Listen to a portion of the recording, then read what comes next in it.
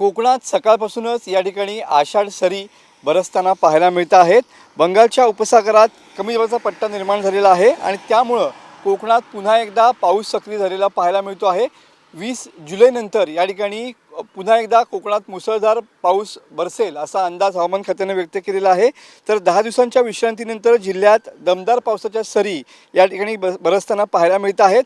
कालपासून पडणाऱ्या पावसामुळे नद्यांच्या पातळीमध्ये देखील वाढ झालेली पाहायला मिळते। गेल्या 24 तासांचा विचार केला तर जिल्ह्यात सरासरी 46.90 मिलीमीटर इतक्या पावसाची नोंद झालेली आहे।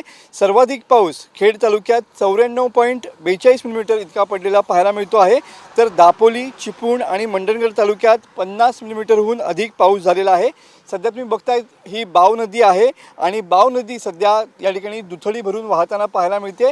बघू शकता की जिल्ह्यातल्या सर्वच नद्या या गेल्या काही दिवसांच्या पावसांच्या ओढीनंतर या ठिकाणी इथलं पाणी साठा कमी झालेला होता, मात्र पुन्हा एकदा कोकणातल्या नद्यांच्या पातळीमध्ये या ठिकाणी वाढ झालेली पाहायला मिळते आहे।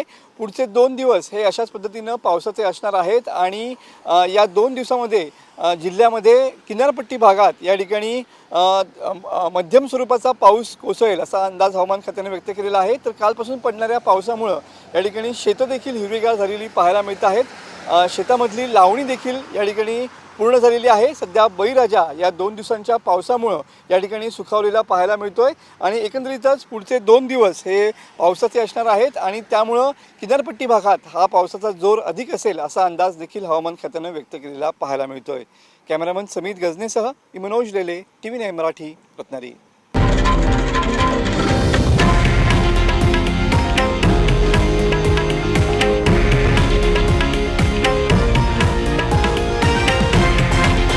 हे आहे देशातील नंबर 1 न्यूज नेटवर्क आणि आपण पाहत आहात TV9 मराठी, एकमेव।